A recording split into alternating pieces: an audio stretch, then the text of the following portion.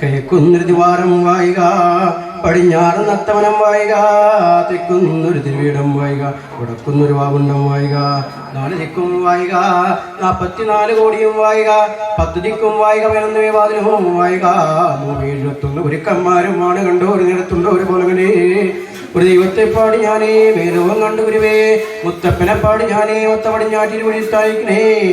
എനിക്കും കാലമായ ഗുരുവേ നീതിയത് ഗുരുവാണ് ഗുരുവേ, പരിവരിക്കും കാലമാണ് മുത്തപ്പൻ മൂലം ഒരുവാണ് ഗുരുവേ, മുത്തപ്പൻ മൂലം ഒരുവേ ഞാൻ എൻ്റെ പടിഞ്ഞാറ്റിൽ അങ്ങനെ വിളിത്തായിക്കണേ ഗുരുവേ നീതിയത് ഗുരുവാണ് ഗുരുവേ, പിന്നെ ഗുരുവാണ് ഗുരുവേ, വലിയപ്പൻ ഗുരുവാണ് ഗുരുവേ, വലിയപ്പൻ ഗുരുവിനെ ഞാൻ എൻ്റെ മനസ്സിൽ കൂടി താനിരിക്കണം. പിന്നെ ഗുരുവേ നീതിയത് ഗുരുവാണ് ഗുരുവേ, പിന്നെ ഗുരുവാണ് ഗുരുവേ, തൻ്റെ അപ്പൻ തന്നെ ഗുരുവാണ് ഗുരുവേ, അപ്പൻ തന്നെ ഗുരുവിനെ ഞാൻ എൻ്റെ ഒരു മനസ്സിൽ കൂടി താനിരിക്കണം. പിന്നെ ഗുരുവേ നീതിയത് ഗുരുവാണ് ഗുരുവേ, പിന്നെ ഗുരുവാണ് ഗുരുവേ, പെറ്റമ്മ മാദേവി ഗുരുവാണ് ഗുരുവേ, പെറ്റമ്മ മാദേവി ഗുരുവിനെ ഞാൻ എൻ്റെ ഒരു മനസ്സിൽ കൂടി താനിരിക്കണം. പിന്നെ ഗുരുവേ നീതിയത് ഗുരുവാണ് ഗുരുവേ, പിന്നെ ഗുരുവാണ് ഗുരുവേ, ചെറിയപ്പൻ ഗുരുവാണ് ഗുരുവേ, ചെറിയപ്പൻ ഗുരുവിനെ ഞാൻ ഇടംഭാഗം ഒന്നിച്ച് കാണാനിരിക്കണം. പിന്നെ ഗുരുവേ നീതിയത് ഗുരുവാണ് ഗുരുവേ, പിന്നെ ഗുരുവാണ് ഗുരുവേ, തൻ്റെ ഏട്ടൻ ഗുരുവാണ് ഗുരുവേ, ഏട്ടൻ ഗുരുവിനെ ഞാൻ എൻ്റെ ഓരോ ഭാഗം ഒന്നിച്ച് കാണാനിരിക്കണം. പിന്നെ ഗുരുവേ നീതിയത് ഗുരുവാണ് ഗുരുവേ, പിന്നെ ഗുരുവാണ് ഗുരുവേ, ചൊല്ലിത്തന്നോരായി നല്ല ഗുരുവാണ് ഗുരുവേ, ചൊല്ലിത്തന്നോരായി നല്ല ഞാൻ വന്ദിച്ചിരിക്കണം. പിന്നെ ഗുരുവേ നീതിയത് ഗുരുവാണ് ഗുരുവേ, പിന്നെ ഒരു ഗുരുവാണ് ഗുരുവേ,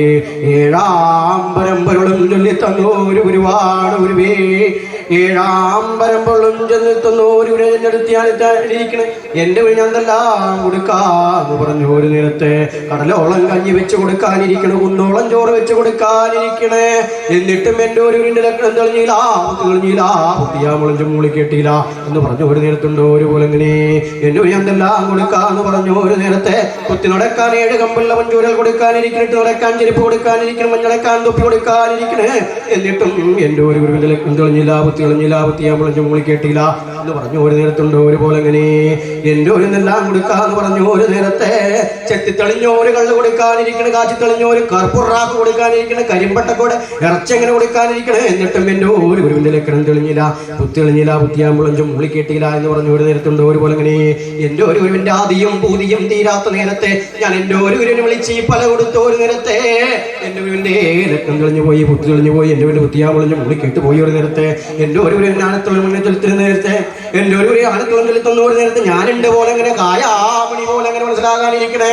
എൻ്റെ ഒരു ഗുരു എനിക്ക് ചൊല്ലിത്തന്നോട് ചൊല്ലും വരുമയും ഞാൻ എടുത്ത് വിളയാടുന്ന നേരത്തെ അരിക്കൊട്ടെ നരിചടിയും പോലെ ഗുരുവേ, മുതുവായ കല്ല് പോലെ ഗുരുവേ, ചാലുവായ വെള്ളം പോലെ ഗുരുവേ, പപ്പടക്കെട്ട് ചടിയെടുക്കും പോലെ ഒരു വീട്ടിലെക്കെട്ടെണ്ണും പോലെ ഗുരുവേ, എൻ്റെ ഒരു ഗുരു എനിക്ക് ചൊല്ലിത്തന്നോട് ചൊല്ലും ഗുരുവയും ഞാൻ എടുത്ത് വിളയാടുന്ന നേരത്തെ പല വീട്ടിലും പോകാതെ പലതാപത്തും പോകാതെ എൻ്റെ ഒരു തിരുനാമത്തെ എൻ്റെ കൂടെ ഇരിക്കാൻ കാലമായിരിക്കാം. നൂറ്റാണ്ടുകളമതേ നമസ്തേ എൻ്റെ ആദ്യ മുത്തം ചാത്തപ്പ, ചണ്ടാള മുത്തപ്പ, മുത്തമ്മാര് മുത്തപ്പ, മുത്തോല മുത്തപ്പൻ കൂടെ ഇരിക്കുന്ന 33 ആചാരമായിരിക്കുന്ന ദൈവമൂർത്തികളും അടക്കസ്ഥാനമായിരിക്കുന്ന 3 മുത്തപ്പന്മാരും 3 മുത്തച്ഛന്മാരും കൂടി കാത്തിരക്ഷിതരാണ്ടാക്കി തേണേ. വെള്ളാട്ടിൽ വെളിത്തട്ടിൽ ഉള്ളാട്ടിൽ നാലങ്കിരി പനങ്കിരി 5 യൂറോപ്പ്മാരെ നല്ലച്ച എൻ്റച്ച പൊന്നച്ച മുത്തച്ഛ മുത്തച്ഛന്മാരെ മുത്തച്ഛന്മാരെ പഠിച്ചെന്ന കരിങ്കുട്ടി പറക്കുട്ടി പൂക്കുട്ടി തീക്കുട്ടി ഒടിക്കുട്ടിച്ച കുട്ടി പാമ്പും കുട്ടി കല്ലോല ഭൈരവൻ നല്ലോല ഭൈരവൻ മൂർത്തി ഭൈരവൻ വീരഭൈരവൻ ധീരഭൈരവൻ സകവൈരന്മാരും അഘോരന്മാരും കള്ളാടി മുത്തമെന്തരം മുത്തം മുക്കാൻ ചാത്തനിമാ കുട്ടി കുട്ടിച്ചാത്ത ഈശ്വരാ ഈശ്വരാ ഉദിച്ചു വരുന്ന ഈശ്വരാ 12,000 പടക്കുതിരേ 6 അയ്യപ്പന്മാരെ 100 ദേവന്മാരെ 6 അയ്യപ്പന്മാരും 100 ദേവന്മാരും മനം മുറിക്ക് മനം കരുത്തുണ്ടാക്കി തരണേ. ഉദിപ്പനത്ത് ഉദിവാന്റെ 3 മാന്ത്രികൾ അണങ്ങിയമാ പൊട്ടിപ്പൊളി ചെയ്യപ്പെട്ട് ഇണയോ 2 ദേവർപ്പങ്ങളെ ഉദിപ്പനത്തിരുന്ന് തിരുവനം വാങ്ങിച്ച് ഭൂമി ലോകത്ത് വന്ന് കല്ലടിഞ്ഞ കരിമല വടക്ക് ഭാഗം ഒരു പാതാളത്തിലെ 5000 കല്ലിരുട്ടടിയും മണിതേ 3000 കല്ലും കൊണ്ട് മോളും കെട്ടി കോട്ട ചാരി പടിഞ്ഞാട്ട് കടലിലേക്ക് കാലം നീട്ടിയിരിക്കുന്ന പൊന്നു മലവാരത്തമ്മേ, നിങ്ങൾ പറഞ്ഞ പ്രകാരം മണിയടിവാരത്ത് വന്ന് 1 വിളിച്ച് 2 വിളിച്ച് 3 വിളിച്ച് 4ാം വിളിക്ക് ഇറങ്ങി വന്ന് കൂടുന്ന 4ാം മേളത്തിൽ ആചാരമായിരിക്കുന്ന ദൈവമൂർത്തികൾ ഉറപ്പുരത്താനങ്ങളും മുമ്പും പിമ്പും നിന്ന് തുണയായി വേണം പൊന്നമ്മേ തമ്പുരാട്ടി.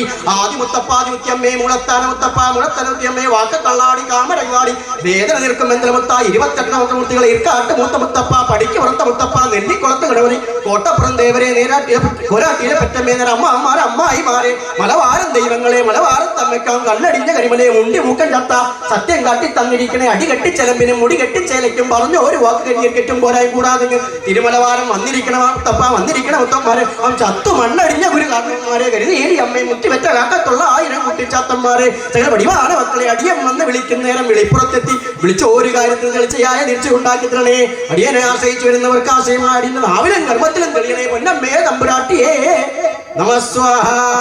ഓം ശ്രീ ഗുരുഭ്യോ നമഃ. ഹരി ഓം.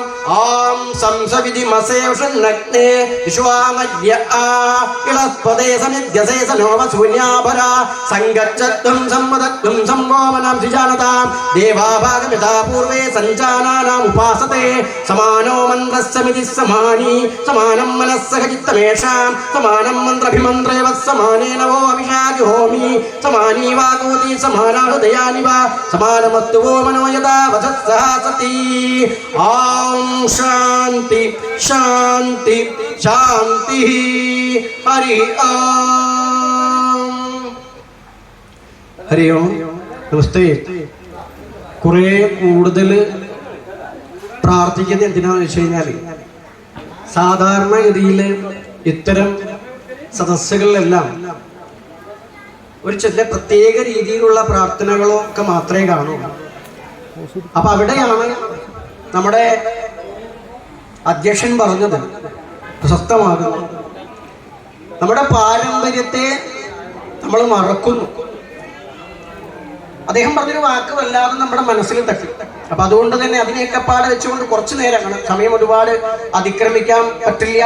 പക്ഷെ എന്നാലും വിഷമമുണ്ട്. എന്താ വെച്ചാൽ നമ്മുടെ ഹൈന്ദവ സമൂഹത്തിൽ ഒത്തിരി ആരാധനാ ക്ഷേത്രങ്ങൾ, ആലയങ്ങൾ, അതുമായി ബന്ധപ്പെട്ട ഒത്തിരി പരിപാടികൾ നടക്കാറുണ്ട്. ഭൂരിപക്ഷ ഹൈന്ദവർ എന്ന് പറഞ്ഞു കഴിഞ്ഞാൽ ഈ മണ്ണിന്റെ മണമുള്ള ദൈവങ്ങളെ ആരാധിച്ച് ആ പാരമ്പര്യം പിൻപറ്റുന്നവരാണ്. പക്ഷെ നമ്മൾ ഹൈന്ദവികത എന്ന് പറഞ്ഞു പലപ്പോഴും ഈ സാധാരണക്കാരായ ആളുകളോട് പറയുന്നത് ഏറ്റിയാൽ പൊണ്ടാത്ത കാര്യങ്ങളാണ്, അറിയാത്ത ഭാഷയാണ്. ശ്രേഷ്ഠ ഭാഷ ഏതാന്ന് ചോദിച്ചു കഴിഞ്ഞാൽ നമുക്ക് നല്ല ബോധ്യമുണ്ട്. ചിലപ്പോ ഇവിടെ രചിച്ചിരിക്കുന്നത് അദ്ദേഹം പറയും ചിലപ്പോ തമിഴെന്ന് പറഞ്ഞുവിടാന്നില്ല. ബാക്കിയുള്ളവരൊക്കെ പറയും സംസ്കൃതമാണെന്ന് പറയും. എന്നാൽ സംസ്കൃതത്തിൽ എന്തെങ്കിലും അറിയോ? അതില്ല. അറിയുന്നത് എന്താ? ഏതോ ഒരു സിനിമയിൽ സലീം കുമാർ പറഞ്ഞ കൃഷ്ണനെ ശാന്തി കൃഷ്ണ എന്ന് പറഞ്ഞൊരു പരിപാടി ഉണ്ട്. ഇങ്ങനെ ചില കാര്യങ്ങൾ, അല്ലെങ്കിൽ സുരാജ് വെഞ്ഞാറമൂടൊക്കെ പറഞ്ഞ ചില കാര്യങ്ങളൊക്കെ നമ്മൾ കേട്ടു. ഇതൊക്കെയാണ് നമുക്ക് സംസ്കൃതമായിട്ട് അറിയുക, അതിന്റെ അപ്പുറം അറിയില്ല. പക്ഷെ അതാണ് എന്ന് നമുക്ക് എവിടെയാണ് ഇത്തരം ചിന്തകൾ? ഇപ്പൊ അടുത്തുള്ള ക്ഷേത്രത്തിൽ നമ്മൾ പോകണം, വഴിപാട് കഴിക്കണം. അദ്ദേഹം പറഞ്ഞ മറ്റൊരു കാര്യമാണ്, നമ്മൾ ഈ ആചാരങ്ങളൊക്കെ മാറ്റിമറിക്കപ്പെട്ടപ്പോൾ സ്വാഗതം പറഞ്ഞ നമ്മുടെ അനിൽ സ്വാമി പറയുണ്ടായി, വൈഷ്ണവീകരിക്കുന്നതിനെ കുറിച്ച് അധ്യക്ഷൻ പറഞ്ഞു.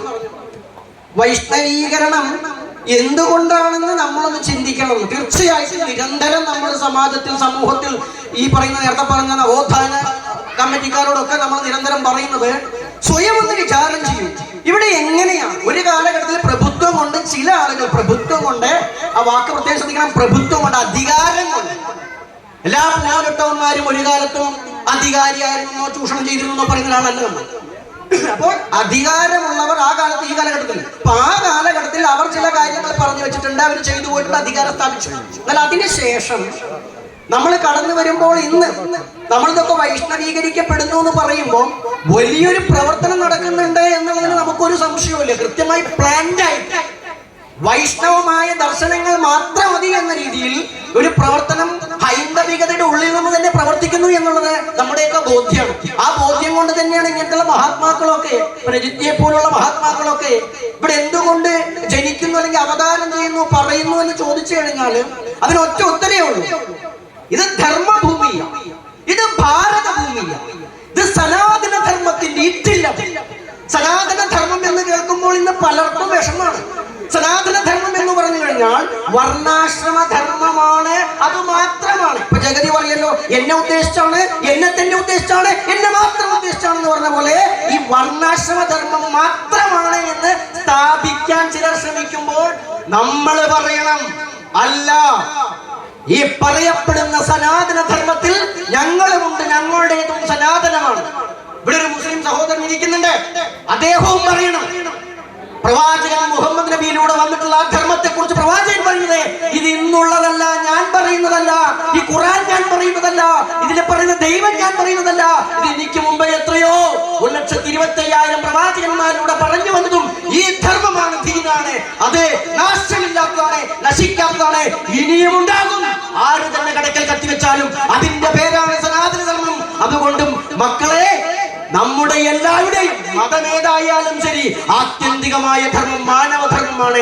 മാനവധർമ്മം ഇരിക്കുന്നതെല്ലാം സനാതന ധർമ്മമാണ്. അതുകൊണ്ട് സനാതനം മറ്റേ എന്താ പറയാ, ഡെങ്കിപ്പനിയാണ്, മറ്റതാണ്, മറിച്ചതാണ്, മോശമാണ്, കത്തിക്കണം എന്നൊക്കെ പറയുമ്പോ നമ്മൾ ഓരോരുത്തരും പറയണം അത് കേവല വർണ്ണാശ്രമധർമ്മമല്ല. പിന്നെന്താ സനാതന ധർമ്മം? ആ സനാതന ധർമ്മം ഒട്ടിടുന്നത് ഇത്തരം ഒരു ആദ്യ സംസ്കൃതിയിൽ നിന്നാണ്. നമ്മൾ അതിന് ആദ്യമാർഗം എന്ന് വിളിക്കുന്നത്. ഭാഷയില്ലാതെ മനുഷ്യൻ മൃഗങ്ങളെ കണ്ടുകൊണ്ട് മൃഗങ്ങളെ പോലെ ഇണചേർന്ന് സന്താനങ്ങളെ ഉണ്ടാക്കി മൃഗങ്ങൾക്ക് തുല്യം പോയ സമയത്ത് അവിടെ ഒരു ഗുരുഭൂതൻ ജനിച്ചുകൊണ്ട് എങ്ങനെ ഗുരു ഉണ്ടാകുന്നത്? നമ്മളെ സൃഷ്ടിച്ചത് ദൈവമാണ്. നമ്മുടെ ധർമ്മം അങ്ങനെയാണ് പറയുന്നത്. നമ്മളെ സൃഷ്ടിച്ചത് ദൈവമാണ്, നാമും ദൈവമാണ്. തത്വമസി, ശബരിമല 18 പടി കയറി പോകുമ്പോൾ കാണുന്ന തത്വമസി സംസ്കൃതമാകുന്നത് കൊണ്ട് നമുക്ക് പ്രശ്നം. അതിന് നമ്മളെ നാട്ടിലെ പണ്ട് ഈ സ്ത്രീകൾ ചൊല്ലുന്നൊരു പാട്ട്, നമ്മള് അണ്ടോടേരുന്നാലും എന്നെ കാണാമാളോ, ഇണ്ടോടേരുന്നാലും എന്നെ കാണാമാളോ, അന്റെ ചേറമനും കമ്മൂട്ടേരം, ഇന്റെ ചേറമനും കമ്മൂട്ടേരം, പിന്നെന്താടിയെ കാളിക്കുട്ടിയെ നമ്മൾ തമ്മിൽ മിണ്ടിയാലേ, നിന്റെ വീട്ടിലിരുന്നാലും എന്നെ കാണാം, എന്നോടിരുന്നാലും നിന്നെ കാണാം. എന്താ ഇതിന്റെ അർത്ഥം? അത് തന്നെയാണ് തത്വമസി, സത്യമായ വേദം. എന്താണോ ധർമ്മം, വൈദികതയുടെ ആത്യന്തികമായ ദർശനം എന്ത്? എല്ലാം ഒന്ന് തന്നെയാണ്. അനർഹക്കുന്നൊക്കെ പറഞ്ഞു. ആ ഒക്കൊന്നിന് നീയും ഞാനും ഒന്നാണ്, ഭേദമില്ല.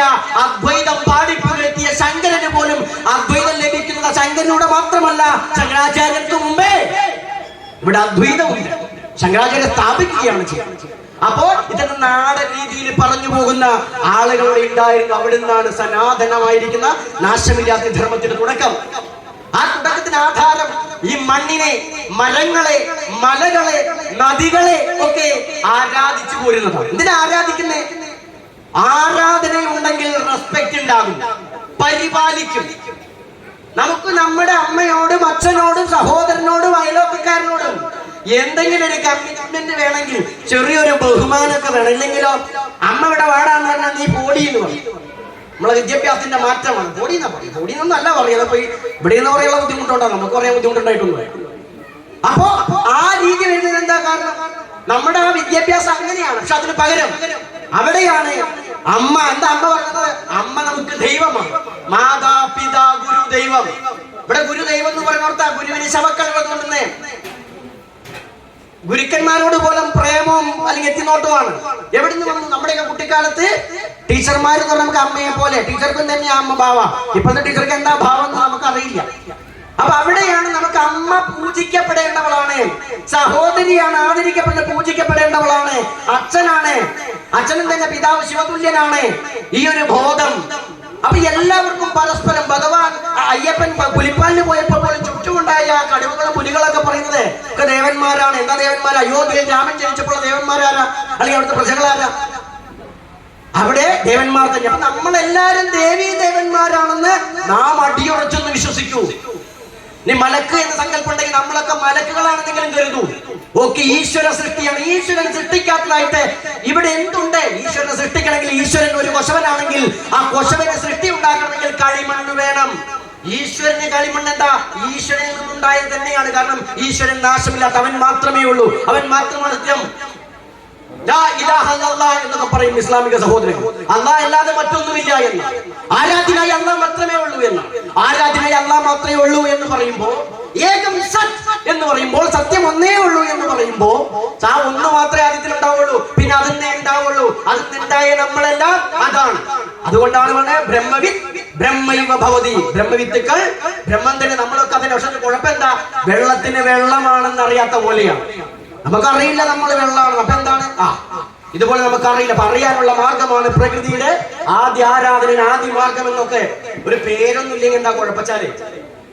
ഒരു ഒരു വ്യവസ്ഥയ്ക്ക് ഇവിടെ ഒരു മനുഷ്യൻ ജീവിച്ചു പോകുമ്പോൾ ആദ്യകാലത്ത് മതമൊന്നുമില്ല. നമ്മുടെ രാഷ്ട്രത്തില് പ്രത്യേകിച്ച് മതമില്ല, ലോകത്ത് എവിടെയില്ല. നമുക്ക് തോന്നുന്നു മഹാരഥന്മാരൊന്നും മതങ്ങളെ കുറിച്ചല്ല പറഞ്ഞു, ദൈവത്തെ കുറിച്ച് ധർമ്മത്തെ കുറിച്ചോ പറഞ്ഞു.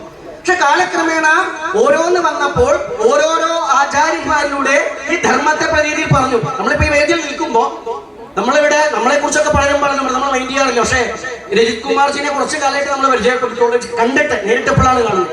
അപ്പൊ അദ്ദേഹത്തെ നമ്മൾ അത്ര കണ്ട് വലിയൊരു പ്രവർത്തനം ഏറ്റെടുത്ത് ചെയ്യുന്ന ഒരാളാണ്. പക്ഷെ അവിടെയും അത്തരത്തിലുള്ള പുണ്യാത്മാക്കളെ ആക്ഷേപിക്കുന്നവർ പറയാൻ ശ്രമിച്ച വാക്ക് നമ്മൾ നെഞ്ചിൽ കൊണ്ടുപോയി. ഒരു പ്രത്യേക കൾട്ടുണ്ടാക്കി അതിന്റെ ആളുകളാകാൻ ശ്രമിക്കുന്നു. അതിന്റെ ആളുകളാകാൻ ശ്രമിക്കുന്നല്ല ഭഗവാൻ നിയോഗിക്കുന്നത്. എന്തുകൊണ്ടാണ് കൾട്ട് വരേണ്ടി വരുന്നത്? നമ്മൾ ഈ ധർമ്മം വൈവിധ്യങ്ങൾ ഈ വരലൊക്കെ ഒരുപോലെ പറ്റില്ല. അപ്പൊ അവിടെയാണ് ഈ ധർമ്മം വ്യത്യസ്തമായി കൊണ്ടുള്ള ഓരോരോ വിഭാഗമായി പോകുമ്പോൾ അതിന് കൃത്യമായൊരു നാഥനില്ലാത്ത അവസ്ഥ വരുമ്പോൾ അത് മുന്നോട്ട് കൊണ്ടുപോകാൻ പറ്റില്ല. ഒരു സദസ്സ് നിയന്ത്രിക്കണമെങ്കിൽ പോലും ഒരാൾ വേണം. ഇപ്പൊ ദൈവമില്ല എന്നൊക്കെ പറയുന്ന ചില വിപ്ലവത്തിന്റെ ആൾക്കാർക്ക് അവർക്കും കാണാൻ ലീഡറും മറ്റുള്ളതൊക്കെ കാണാൻ പറ്റും. എന്തുകൊണ്ടാണ്? അതുണ്ടായിരിക്കും. ദൈവത്തെ നിഷേധിക്കുന്ന യുക്തിവാദികൾക്കും ഈശ്വരവാദികൾക്കും അതുണ്ടായിരിക്കും. അപ്പോൾ ഇത്തരം സംവിധാനങ്ങൾക്ക് ഒരു പേര് വേണം, ഒരു നാഥൻ വേണം. ഇന്നലെ അവരെ ഋഷിമാരെന്നും മുനിമാരെന്നും സിദ്ധന്മാരെന്നും ആചാര്യന്മാരെന്നൊക്കെ പറയുമ്പോ ഇങ്ങനെയൊക്കെ ഇല്ലാത്തൊരു വ്യവസ്ഥ ഇപ്പൊ കണ്ടുവരുന്നതാണ്. നേരത്തെ പറഞ്ഞത് അദ്ദേഹത്തെ ആക്ഷേപിച്ച് നമ്മൾ കണ്ടപ്പോൾ നമുക്ക് വലിയ വിഷമം വന്നിട്ടുണ്ട്.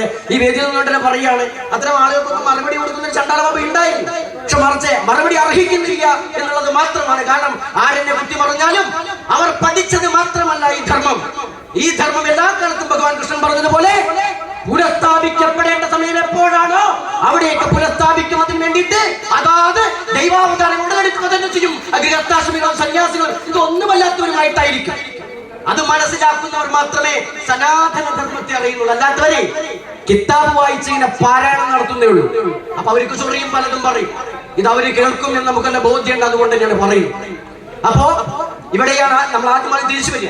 അപ്പൊ ഇങ്ങനെ വ്യവസ്ഥ ഇല്ലാത്തൊരു ധർമ്മമല്ല, കൃത്യമായ വ്യവസ്ഥയിലൂടെ പോയിരുന്ന ആദ്യകാലത്തൊരു ധർമ്മ വ്യവസ്ഥ നമുക്ക് എല്ലാവർക്കും അറിയാം. വേദങ്ങളാവട്ടെ തന്ത്രങ്ങളാവട്ടെ.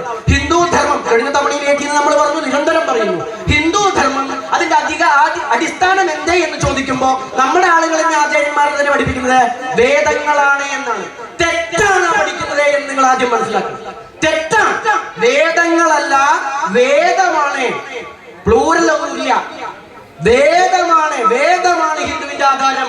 അപ്പൊ മുസ്ലിമിന്റെ ആധാരോ വേദമാണ്. എന്താണ് വേദം? അറിവാണ്. മുഹമ്മദേ നീ പഠിക്കൂ എന്ന് പറഞ്ഞ അവരോട് ചോദിച്ചു പറഞ്ഞു. ബാക്കിയുള്ളതൊക്കെ അറിവാണ്. ആ അറിവിന് രണ്ട് ശാഖകളുണ്ട്.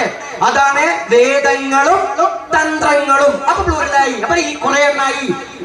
ബ്രഹ്മമുഖത്ത് നിന്ന്, ബ്രഹ്മാവിന്റെ 4 മുഖത്തുനിന്ന് 4 വേദങ്ങൾ ധർമ്മം എന്നാണ് ഹൈന്ദവർ വിശ്വസിക്കുന്നത്. ഇത് പറഞ്ഞ പോലെയാണ് ഭഗവാൻ പരമശിവന്റെ പഞ്ചമുഖങ്ങളിൽ നിന്ന് ഭഗവാൻ ഉണ്ടായതാണ് തന്ത്രങ്ങൾ, ആഗമങ്ങൾ എന്നൊക്കെ പറയും. അത് പരമശിവനിൽ നിന്നും പാർവതിയിൽ നിന്നും അതുപോലെ വിഷ്ണുവിൽ നിന്നൊക്കെ പറയുന്നൊക്കെ വലിയ പേരുണ്ട്. തന്ത്രം, ആഗമം, അതുപോലെ സംഹിത വലിയ വിഷയമാകുന്നതുകൊണ്ട് അതിലേക്കൊന്നും പോകുന്ന അറിഞ്ഞിരിക്കുക. നമ്മൾ കണ്ടത് മാത്രമല്ല, പട്ടാമ്പി റെയിൽവേ സ്റ്റേഷൻ അതിന്റെ കുറച്ച് അപ്പുറമൊക്കെ ഉണ്ട്. അതുകൊണ്ട് കൂടിയതാണെന്ന് മനസ്സിലാക്കുക. എന്ന് മനസ്സിലാക്കിയാൽ മാത്രമേ ഉള്ളൂ സ്വന്തം ആത്മാഭിമാനം ഉണ്ടാകും. ആരായെന്ന് ചോദിച്ചാൽ ഒരു പറയൻ നിവർന്നെന്ന് പറയണം. ഞാൻ പറയൻ, അല്ലാണ്ട് ഓന്നെ പറയാന്ന് വിളിച്ച് ഞാൻ കേസ് കൊടുക്കാൻ പോകുന്നു. ഇങ്ങനെ പറയൻ. എന്താ കാര്യം? പറയന്റെ മഹത്വം അറിയാത്തത് കൊണ്ടാണ് പറയൻ കേസ് കൊടുക്കുന്നത്. പാണം കേസ് കൊടുക്കുന്നു, പുലയൻ കേസ് കൊടുക്കുന്നതും മണ്ണാൻ കേസ് കൊടുക്കുന്നതും ഒക്കെ അറിയാൻ നമ്മുടെ അപകർഷത്തിൽ അഭിമാനത്തിലേക്ക് ഓരോ ജനതയും ഉയരണം. അത് ഭഗവാൻ നിശ്ചയിച്ചതാ. ഭഗവാൻ വേദവ്യാസൻ പുരാണം എഴുതുന്നത് എന്തുകൊണ്ടാ? 4 വേദങ്ങൾ എഴുതി വെച്ചെന്നാണ് വേദധർമ്മത്തിലൂടെ ആൾക്കാർ ഈശ്വരനെ അറിയാൻ വേണ്ടി. അല്ലാണ്ട് വേദം വായിച്ച് ബാലരം വായിച്ചുള്ള കഥ വായിക്കാൻ വേണ്ടല്ല. എന്താണ് നാം എന്നറിയാനാ വേദങ്ങൾ ചമച്ചത്. പക്ഷെ എന്താണ് എല്ലാവർക്കും ഗ്രഹിച്ചില്ല. അപ്പൊ ഭഗവാൻ എന്ത് ചെയ്തു? നിർത്തിയോ? ഇല്ല. വ്യാസൻ എന്ത് ചെയ്തു? വ്യാസൻ പുരാണങ്ങൾ ഉണ്ടാക്കി വെക്കും. എന്നാൽ കുറച്ച് കഥകളിലൂടെ നിങ്ങൾ ദൈവത്തെ അറിയൂ. അപ്പൊ അങ്ങനെ ചോദിക്കും. അപ്പൊ നിങ്ങളെ വെറും കഥയെ കൂടെയാ. അപ്പൊ ഭഗവാൻ കഥ മാത്രമല്ല, നിങ്ങൾ ധർമ്മം കൂടി മനസ്സിലാക്കണം. അപ്പോൾ വൈദികമായിരിക്കുന്ന ജ്ഞാനവും സ്മൃതികൾ പറയുന്ന ധർമ്മവും നിങ്ങൾ അറിയണം. ഇതിഹാസങ്ങൾ ഉണ്ടാക്കി തന്നു. അത് ആത്മീയാവട്ടെ വ്യാസനാവട്ടെ. അങ്ങനെ ഒരു ശാഖ കടന്നുപോയി. എങ്ങനെങ്കിലും എപ്പോഴും എല്ലാ വേദികളും പറഞ്ഞതുപോലെ ഇന്നാണ് ഭഗവാൻ വേദവ്യാസൻ ഉണ്ടായിരുന്നെങ്കിൽ ഈ പറയുന്ന ലക്ഷ്മിപ്രിയാജിയിലേക്ക് വെച്ചുകൊണ്ട് നല്ലൊരു മെഗാ സീരിയൽ പിടിക്കും. എന്താണ്? എന്നാലെങ്കിലും നിങ്ങൾ ദൈവത്തെ അറിയുമല്ലോ എന്ന്. അപ്പൊ എങ്ങനെയായാലും ഈശ്വരനെ അറിയണം. അതുകൊണ്ട് നമ്മുടെ അച്ഛൻ ആരാന്ന് ചോദിച്ചാൽ നമുക്ക് പേരറിയില്ലെങ്കിൽ വിഷമമുണ്ടോ? ആർക്കും ബുദ്ധിമുട്ടുണ്ടാവില്ല. ചുണ്ടാകും. നമുക്ക് മാതാപിതാക്കൾ ഇങ്ങനെ വിഷം വരും. ഒരാൾ ചോദിക്കാം, നമുക്ക് ബോധം കെട്ടുപോയിട്ട് വിളിച്ചാൽ എന്റെ പേരെന്താ ചോദിച്ചാൽ നമ്മളിങ്ങനെ നോക്കും. ഇന്റെ പേര് നമ്മളിനെ അന്തപ്പെടില്ലേ? ആ പേര് ചോദിക്കുമ്പോൾ അറിയാത്ത, സ്വന്തം മാതാപിതാക്കളെ അന്വേഷിക്കുമ്പോൾ അറിയാത്ത, ഉൽപ്പം തറവാട്ട് പേര് ചോദിക്കുമ്പോൾ നമുക്ക് വിഷമുണ്ടാവുമ്പോ നമ്മളാരെയെന്ന ആത്യന്തിക ചോദ്യം ആറാം തമ്പുരാൻ മോഹൻലാൽ പറഞ്ഞ പോലെ ഉത്തരവില്ല തമ്പുരാൻ. ഞാനും ശങ്കരനും മറ്റാനും മിറ്റോനും ഒക്കെ അന്വേഷിച്ച അതേ ചോദ്യം ഉത്തരമാണ്. ഇതൊന്നും പണ്ട് കാര്യമില്ല. നമുക്കറിയാം, അറിയാനുള്ള മാർഗം നമുക്ക് നമ്മുടെ തറവാട്ടിലുണ്ട്. നമുക്ക് ഭഗവത്ഗീത വായിക്കണമെന്നില്ല, നമുക്ക് രാമായണം വായിക്കണമെന്നില്ല, അതുപോലെ തന്നെ പുരാണങ്ങളോ ഉപപുരാണങ്ങളോ ചതുർവേദങ്ങളോ അല്ലെങ്കിൽ പറഞ്ഞ മത്സ്യേന്ദ്രനാഥിലൂടെ മറ്റു താന്ത്രികന്മാരുടെ തന്ത്രഗ്രന്ഥങ്ങളാണെന്നില്ല, ബ്രാഹ്മണ പൂജ പഠിക്കണമെന്നില്ല. എന്തു വേണം? നമ്മൾ ആരാണെന്ന് സ്വയം പറയണം. അച്ഛന്റെ പേര് കോരനാണെങ്കിൽ എന്റെ അച്ഛന്റെ പേര് രാമകൃഷ്ണനാണ്, വെളുത്തിട്ടാണെന്ന് പറയണം. എന്റെ അച്ഛന്റെ പേര് കോരനാണ്, കറുത്തിട്ടാണ്. എന്റെ അച്ഛനൊക്കെ സംസാരിക്കുമ്പോ ആളൊരു മലപ്പുറംകാരനാണ്, വലിയ പൂജാരിയൊക്കെയാണ്. പക്ഷെ എപ്പോഴും ഇച്ചു മാണ്ടാന്നൊക്കെ അച്ഛൻ പറയും. അപ്പൊ നമ്മളതിനൊരു അഭിമാനമായിട്ട് കാണുന്നത്. മലപ്പുറംകാർ ഇച്ചു മാണ്ടാനാ തെറ്റൊന്നും പറയണ്ട, അതാ ശൈലിയാണ്, നമ്മൾ എനിക്ക് വേണ്ട എന്നുള്ള നിങ്ങളുടെ അച്ചടി ഭാഷ. അച്ചടി ഭാഷ ഒരാൾ ഇതിനു മുമ്പ് പറയാൻ ശ്രമിച്ചതാണ്. ഭഗവാൻ ശ്രീകൃഷ്ണന്റെ ഭക്തനായിരുന്ന പൂന്താനം അമരപ്രഭു എന്നുള്ളിടത്ത് മരപ്രഭു എന്ന് പറഞ്ഞു അത്രേ. അപ്പൊ പണ്ഡിത ശിരോമണിയായിരിക്കുന്ന പട്ടേരി പറഞ്ഞു, മരപ്രഭു അല്ലടോ അമരപ്രഭുവാണ്. ഇത് കേട്ടപ്പോ പൂന്താനത്തിന് വിഷമായി. പൂന്താനം ഭയങ്കര സങ്കടപ്പെട്ടു. അറിവില്ല, സംസ്കൃത പണ്ഡിതനല്ലല്ലോ. അപ്പൊ അകത്തളത്തിൽ നിന്ന് അകത്തറയിൽ നിന്ന് ഭഗവാൻ വിളിച്ചു പറഞ്ഞു, ബട്ടേരി അഹങ്കരിക്കണ്ട, നിങ്ങളുടെ വ്യാകരണമല്ല, നിങ്ങളുടെ പാണ്ഡിത്യമല്ല, പൂന്താനത്തിന്റെ ഭക്തിയാണ് എനിക്ക് പ്രിയം. അതുകൊണ്ട് ഭാഷയൊന്നുമല്ല, എനിക്ക് എഴുത്തും വായന അറിയില്ല, എന്ത് മന്ത്ര ജപിക്കണ്ടേ, നേരത്തെ ആചാരങ്ങളൊന്നും അറിയില്ല എന്ന് പറഞ്ഞിരിക്കാതെ അതിനാണ് പണ്ടത്തെ കാരണന്മാരെ നമുക്ക് കാണിച്ചത്. എന്താണ്? മലബാർ സമ്പ്രദായത്തിലൊക്കെ നിങ്ങൾ പോയി കഴിഞ്ഞാൽ കാണാൻ പറ്റും. ഇവിടെയൊക്കെ വന്ന് എന്താ പ്രാർത്ഥിക്കേണ്ടത്, വിഷമിക്കണ്ട, കൈ ഇങ്ങനെ പിടിക്കാം, ഇന്റെ ദൈവേ, ഇത്രേ ഉള്ളൂ, ഇന്റെ ദൈവേ. അല്ലാണ്ട് പേര് നോക്കിയിട്ട് ഇപ്പൊ എന്താ, ഇതിപ്പോ രാമൻകുട്ടിയാണോ കൃഷ്ണൻകുട്ടിയാണോ അല്ല ഇബ്രാഹിം കുട്ടിയാണോ, അങ്ങനെ പേരൊന്നും നോക്കണ്ട, എന്റെ ദൈവേ എന്ന് ഇവിടെ തട്ടിയാണ്. ഇവിടെ ഒന്ന് തട്ടി, എന്താ ഇവിടെ തട്ടാൻ പറഞ്ഞേ? അവിടെയാണ് നേരത്തെ അദ്ദേഹം പറഞ്ഞതുപോലെ പഞ്ചഭൂതങ്ങൾക്കെല്ലാം നാമങ്ങളുണ്ട് നമ്മുടെ സമ്പ്രദായം. അവിടെയാണ് ആകാശം, വായു, അഗ്നി, ജലം, പൃഥ്വി അതൊക്കെ പറയുന്ന പേരുകൾ നമ്മളിങ്ങനെ സാധാരണ ഭൂമിയിലും. പക്ഷെ നമ്മൾ പറയാ എന്താണ്? ആകാശത്തിന് നമ്മൾ പറയാ പൂവാധാരം, പൂക്കുട്ടിച്ചാത്തനുമായി ബന്ധപ്പെട്ട പൂവാധാരം ആകാശം. പൂവിന്റെ പ്രത്യേകത എന്താ? മണമുണ്ടല്ലേ? നമ്മൾ സാധാരണ അമ്പലത്തില് പുഷ്പാഞ്ജലി കഴിക്കും. എന്തിനാ പുഷ്പാഞ്ജലി കഴിക്കണേ? അയലൊക്കത്തെ ജാനി കഴിച്ചു, ഞാനും കഴിച്ചു.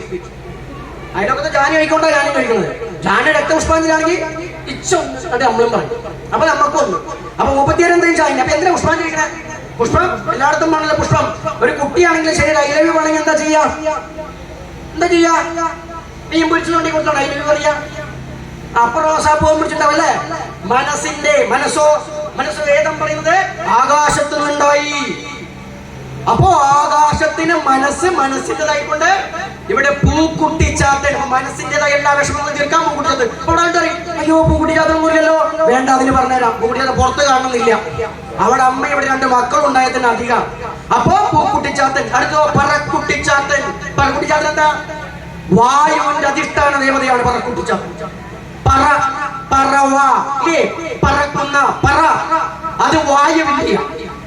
അപ്പോ വായു സംബന്ധമായിട്ടുള്ള കാര്യങ്ങൾ, അതുപോലെ തന്നെ നമ്മുടെ പ്രാണൻ, ജീവഹാനിയുമായി ബന്ധപ്പെട്ട കാര്യങ്ങളുണ്ടെങ്കിൽ പറക്കുട്ടിച്ചാത്തൻ. ഇതിന്റെ ഭൂതം എന്താണ്? വായുവാണ്. ഇത് പഠിക്കണം. വായു അതെവിടെ ഇരിക്കുന്നു? അത് നമ്മുടെ പറക്കുട്ടിച്ചാത്തൻ നമ്മുടെ ഹൃദയത്തിൽ വസിക്കുന്നു. പറക്കുട്ടി, ആകാശം, ഗഗനത്തോട് പറയാനാരാ ചോദിച്ചാൽ ഞാൻ പറയാനല്ല. രംസംക്രാന്തി കളിയൊക്കൊന്നുമല്ല.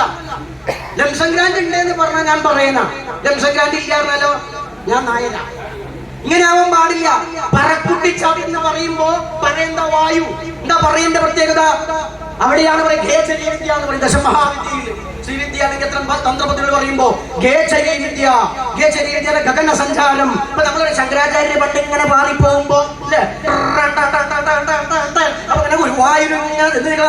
ഭഗവാൻ ഇങ്ങനെ നോക്കിയ നേരത്തല്ലോ അവിടെ പൂജകളൊന്നും ഇങ്ങനെ ചെയ്യാമില്ല. ഭഗവാൻ ഇങ്ങനെ പാറിപ്പോകുന്ന പോകാൻ അവിടെ ഇറങ്ങി ഇത്രയല്ലേ.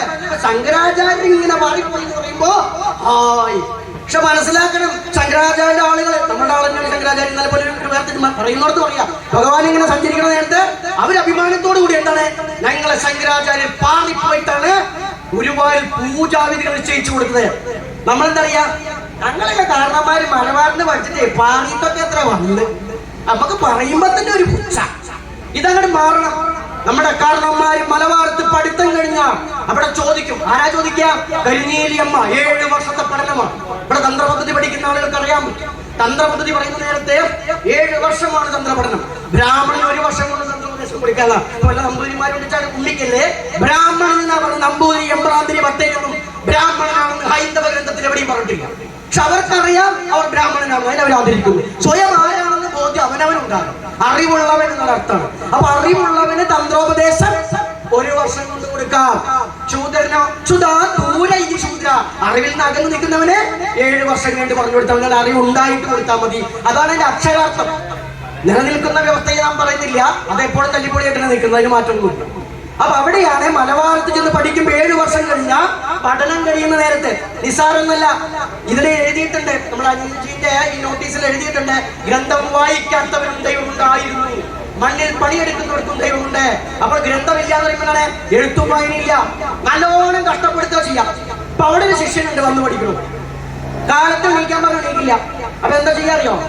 ആദ്യമൊക്കെ വിളിച്ചു തല്ലി. ഇന്ന് നേരത്തെ വിളിച്ചപ്പോ ഒരു കുടം വെള്ളം കൊണ്ട് മേത്തൊഴിക്കാ ചെയ്ത്. അപ്പോൾ നീച്ചിരുന്നു ആള്. അപ്പൊ എന്തിനു വേണ്ടിയിട്ടാ? പഠിക്കുന്നതിനപ്പുറം ചില ശിക്ഷണം. അപ്പൊ അയ്യോ അതൊക്കെ കേസ് എടുക്കില്ലേ? കേസ് എടുക്കണമെന്ന് പറഞ്ഞ പണിയല്ല. പണ്ട് ഇപ്പൊ ഇത് പഠിച്ചോണ്ടൊന്നും നാളെ ലോട്ടറി അടിക്കാനൊന്നും പോകുന്നില്ല. അവനവനെ അറിയുമ്പോ അതിന്റെ മുന്നേറ്റം. അപ്പൊ അവിടെയാണ് മലബാരത്തെ പഠിത്തം കഴിഞ്ഞിട്ട് മലബാരത്തമ്മ ചോദിക്കും, എങ്ങനെ പോണ്ടത് കുഞ്ഞാങ്ങളെ? പെങ്ങളുടെ ഭാവമാണ് മലബാരത്തമ്മയ്ക്ക് വിദ്യ പഠിപ്പിക്കും. എന്തുകൊണ്ടാണ്? പിന്നെ ഞാനൊരു ഗൂഗിൾ മീറ്റിൽ സ്ത്രീക്ക് നമ്മൾ ദീക്ഷ കൊടുത്തത് ഗൾഫില.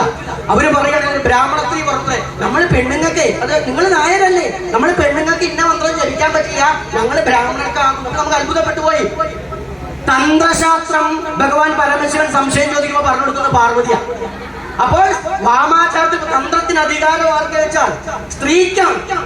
ശ്രീമാത ശ്രീ മഹാരാജ്ഞി ശ്രീമസിംഹാസനേശ്വരി ഈശ്വര എന്ന് പറഞ്ഞില്ല, ഈശ്വരി എന്ന് പറഞ്ഞേ.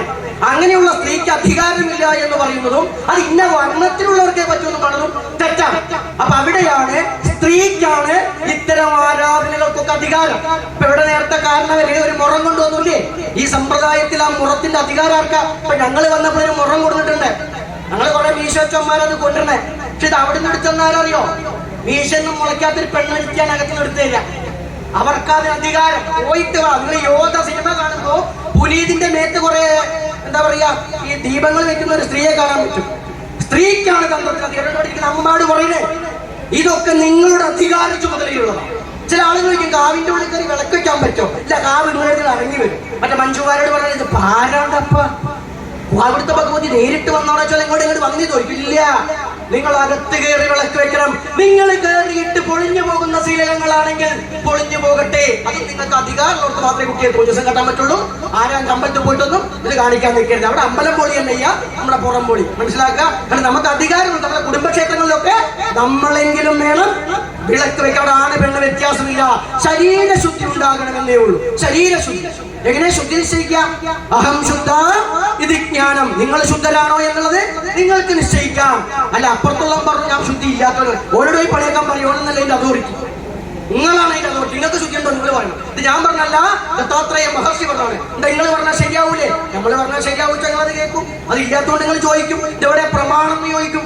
ആ പ്രമാണങ്ങളൊന്നും വേണ്ട, നമുക്ക് ബോധ്യം ഉണ്ടായത്. ഇവിടെയാണ് എങ്ങനെ പോട്ടത് കുഞ്ഞാങ്ങളെ ചോദിക്കുമ്പോ പഠനം കഴിഞ്ഞ ആ ശിഷ്യൻ പറയും പാറിപ്പറന്നങ്ങ് പോകാവേണേ. പാറിപ്പറന്ന് പറയും. അപ്പൊ നമ്മുടെ നാടെ ചെയ്യുന്നേ അയിലേ ചൊട്ടു ഖേദിക്കണ്ട.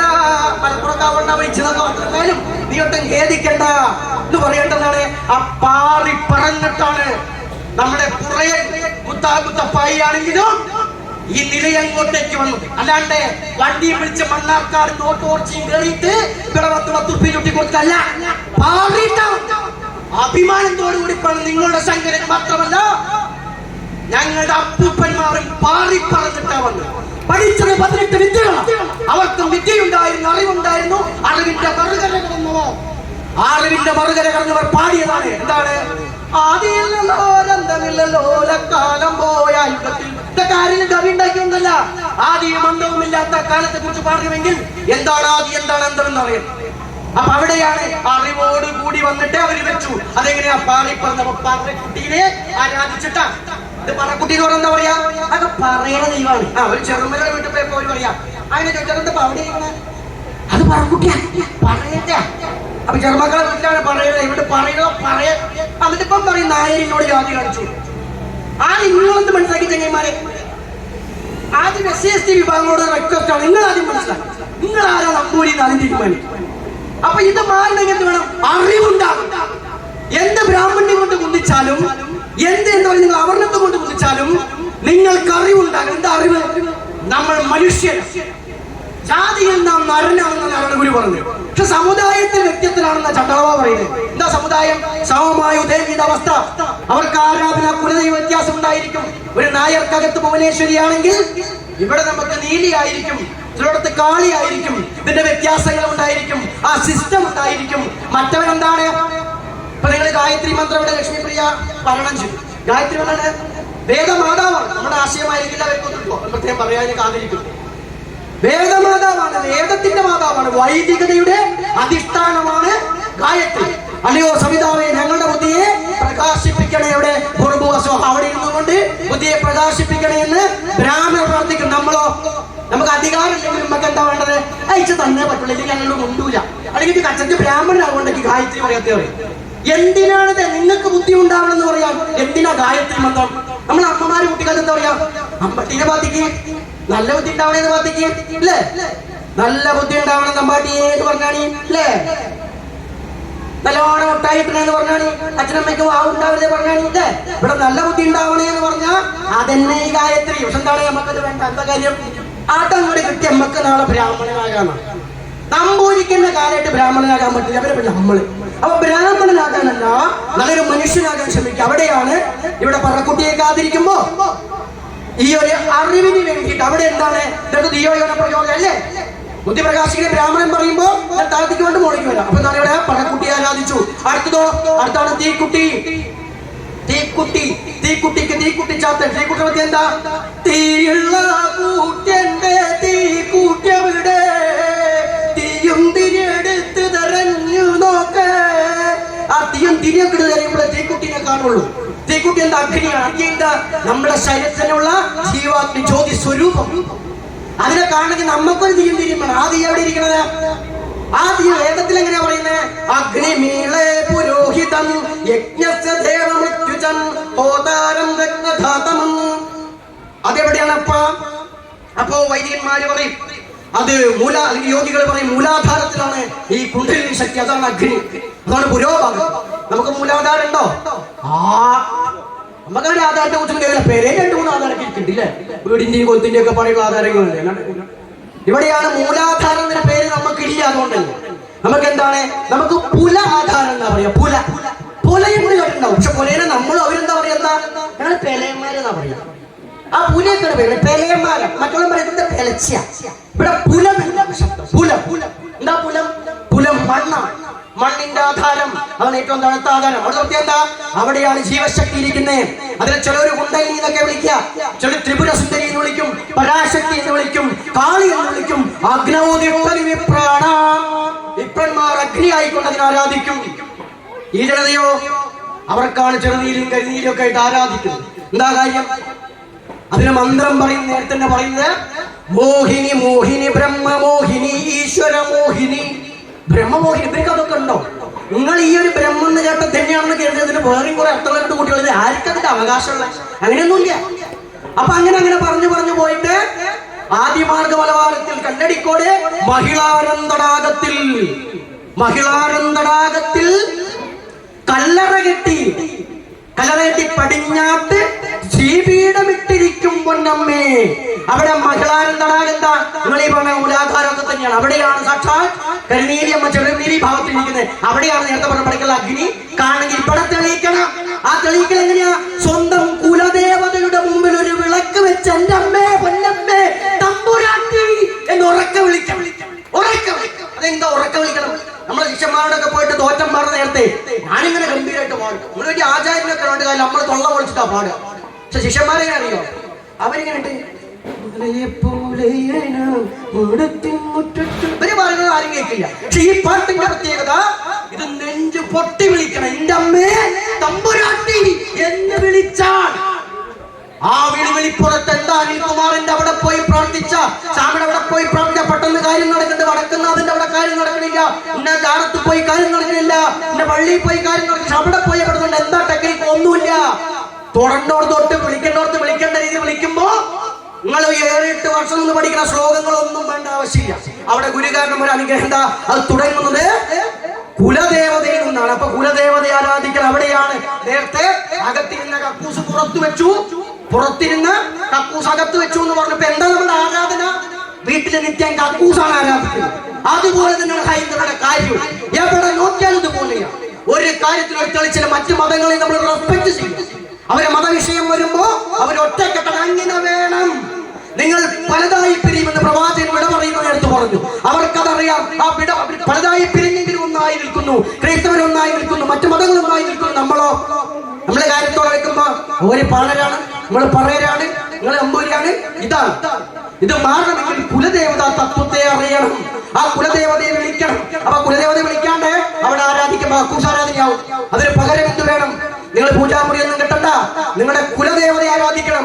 നായന്മാര് നല്ല പച്ചയ്ക്ക് ശാസ്ത്രീയമായിട്ട് ഭുവനേശ്വരിക്ക് വേണ്ടത് കൊടുക്കണം. സാരി പറഞ്ഞുതരാൻ ആളില്ലല്ലോ. അതിലൊക്കെ എംബ്രാന്തിനെ വിളിക്കുമ്പോൾ നമ്പൂരിനെ വിളിക്കുമ്പോ ഓരോ പാലും പഞ്ചാബ് ഉത്തമ ഭഗവതി എന്നാ പറയണം. ഈ ജ്യോത്സ്യം വലിയ കുഴപ്പമില്ലാണ്ട് തോന്നുന്നത് ഇരുന്നുകൊണ്ട് പറയല്ല, ചാർത്ത് വായിച്ചുകൊണ്ട് പറയാം. കാരണം ജ്യോത്സ്യന്മാരുടെ പരിപാടി എങ്ങനെയാണ്? ഒരു ഭഗവതി സാന്നിധ്യം കണ്ട ഉടനെ അവിടെ ഉത്തമത്തിലൊരു ഭുവനേശ്വരി, കുറച്ച് കഴിഞ്ഞാൽ കാണാം ഒരു മധ്യമത്തിലൊരു ധർമ്മം. ഇതെങ്ങനെ ഉപ്പുമുളകും ചേർന്നതോട് നമുക്കറിയില്ല. ദൈവാനുഗ്രഹത്തിൽ ഇന്ന് ഹിന്ദു സമൂഹത്തിലെ അത്യാവശ്യം വേണ്ട ആചാരങ്ങൾ ഈ പറയുന്ന അതോറിറ്റികളൊക്കെ അംഗീകരിച്ച് പഠിച്ചൊരു വ്യക്തിയാണ് നമ്മൾ. അംഗീകാരമുണ്ട്, സർക്കാർ സംവിധാനം പോലും അംഗീകരിച്ചിട്ടുണ്ട്. നമുക്കറിയില്ല ഈ പരിപാടി എന്താണ്. കാരണം ഒരു ഉത്തമത്തിലൊരു മറ്റൊന്നും എങ്ങനെയാണുള്ളത് ഇവിടെ മനസ്സിലാക്കുന്നത്. ഇപ്പൊ സംഭവിച്ച സ്വാമിജി ഇടയ്ക്ക് പറയുന്നുണ്ട് ഉത്തമം, മധ്യമം, അധമം എന്ന് പറയരുത്. അവിടെ സാത്വിക, രാജസിക, താമസിക എന്ന് പറഞ്ഞ അദ്ദേഹം പറയുന്നുണ്ട്. അതും തെറ്റാണെന്ന വാദം നമുക്കുള്ളത്.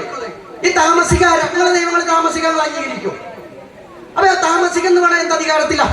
അപ്പൊ ഈ തന്ത്രശാസ്ത്രം പഠിക്കാത്തതിന്റെ കുഴപ്പം. വേദാന്തികൾ വേദാന്തം പറയും, തന്ത്രം പറയും താന്ത്രികന്മാരും. ഞങ്ങളുടെ ശീലങ്ങളെ ഇദ്ദേഹം കൂടെ ചോദിക്കാൻ എന്താ ചോദിക്കുക? നിങ്ങളെ വേഷം തന്നെയാണ്, ഇയാളുടെ തൊപ്പിയൊക്കെ വെച്ചിട്ട് നിങ്ങൾ മുണ്ട് ഷർട്ടാണല്ലോ കണ്ടാലും അങ്ങനെ എന്നെ കണ്ടത് എപ്പോ കൊണ്ട് വളർന്നു. അദ്ദേഹത്തെ അറിയുന്നവർ പറഞ്ഞതാണ് അയാൾ മുണ്ടെടുത്തോ ഷർട്ട് എടുത്താണ് അയാൾ എന്തോ നമ്മളെന്തോ വലിയ ആളെ കേട്ടേ അങ്ങനത്തെ സ്വയങ്ങൾ വെച്ചിട്ടുണ്ട്. ഇതൊന്നും എന്റെ ചെങ്ങന്മാർ ഇതിന്റെ ഒന്നും മാനദണ്ഡം. ഈശ്വരനെ അറിയുക എന്ന്. അപ്പൊ അവിടെയാണ് തന്ത്രശാസ്ത്രത്തിൽ വേഷഭൂഷാദികൾക്കൊന്നും പ്രസക്തിയില്ല. അറിഞ്ഞിരിക്കുക. അപ്പൊ അറിവുണ്ടായിരിക്കുന്ന അറിവിനനുസരിച്ചാണ് നമ്മൾ പോകേണ്ടത്. അവിടെ അത്തരം ആളുകളാണ് തന്ത്രത്തെ കുറിച്ച് പറഞ്ഞത്. വേദാന്തം എല്ലാ ഈ ശബരിമലത്തെ പ്രശ്നങ്ങളെ തുടങ്ങി നിങ്ങൾക്ക് അറിയോ? 87 അവിടെ കൊണ്ടുപോയി തത്വമസി വെച്ചു. ഈ തത്വമസി ശബരിമല നമ്മളൊരു ബന്ധുവിന്റെ ചങ്ങന്മാര്. തത്വമസി എന്ന് ഹിന്ദുവിന്റെയാണ്, പക്ഷെ അയ്യപ്പ ക്ഷേത്രത്തിൽ വെക്കേണ്ടതല്ല. സാമവേദമാലപിക്കും സ്വാമിയെ നിങ്ങൾ കേൾക്കൂലേ? സാമവേദം ഒന്നല്ല അവിടെ അടിസ്ഥാനം, അവിടെ മലയന്റെ ആചാരം. അപ്പൊ നമ്പൂരി ആക്കി ഇവിടെ വേണ്ട, അതല്ല പറയും. അത് തന്ത്രശാസ്ത്രമാണ്. തന്ത്രശാസ്ത്രത്തിൽ തത്വമസി എന്നാണ് എഴുതി വെക്കാനൊന്നും പാടില്ല. അത് ബോധ്യം, തത്വം ഞാൻ അത് തന്നെ എന്ന് എനിക്ക് ബോധ്യം വരുന്ന അവസ്ഥയാണ്. എഴുതി വെച്ചാലോ ഒരു പൂർണ്ണക്കറിയാത്ത സ്വാമി അയ്യപ്പുണ്ട്, കണ്ണു കുടിച്ച് ഭാര്യയും തല്ലി പറഞ്ഞ് ദിവസം കണ്ടി വ്യത്യാസം മാലയ്ക്ക് മാലി പെണ്ണിന് വരാൻ പറ്റില്ല, പെണ്ണു പോകാം. എന്നിട്ട് ഇപ്പൊ ഞങ്ങൾക്ക് കേറില്ല. എന്തെന്തായി? ആ 18 മണി കേട്ടിട്ടുണ്ടോ പറയും ഈ കുല അയ്യപ്പ കേട്ടോ. ഓ നേരത്തെ പേര് പറയാ തത്വമസി അയ്യ എന്ന് പറയും. എന്ത് തത്വമസി എഴുതിയത് വായിക്കാം? അതൊന്നുമല്ല തത്വമസി അനുഭവം. അത് എഴുതി വെക്കാനുള്ള തെറ്റാദ്യം സംഭവിച്ചു. എഴുതി വെച്ചു. ഇപ്പൊ ടിവിയിൽ ചർച്ച ചെയ്യുമ്പോൾ എന്താ പറയാ? തത്വമസി എന്നല്ല പറയും. തത്വമസി നമ്മൾ വെക്കേണ്ട ആവശ്യം ബോധ്യം ഉള്ളിൽ തെളിയേണ്ടതാണ്. അത് എഴുതി വെച്ച് തെറ്റായി പോയേണ്ടതാണ്. അങ്ങനെ മാറ്റി മറിക്കേണ്ടത്. അപ്പൊ ഇങ്ങനെ ആവശ്യമില്ലാത്തത് ഈ വേദാന്തത്തോടെ കൊണ്ടുപോയി വെച്ചു. ഈ വേദവാക്ക് തന്നെ ദയാനന്ദ സരസ്വതി അംഗീകരിക്കുന്നില്ല, വേദത്തിന്റെ പൊരുളായിട്ട് അംഗീകരിക്കുന്നില്ല. അതവിടെ കൊണ്ടുപോയി വെച്ചു. പക്ഷെ അതവിടെ കൊണ്ടുപോയി വെക്കേണ്ട ആവശ്യം ഉണ്ടായിരുന്നില്ല. ഇത് പറയേണ്ടതാരാ? താന്ത്രികന്മാരാണ്. ആ താന്ത്രിക വിധിപ്രകാരം മക്കളെ ധരിപ്പിക്കുന്നില്ല. താന്ത്രിക വിധിപ്രകാരം ഉത്തമ, മധ്യമ, അധമ ദേവതകളില്ല.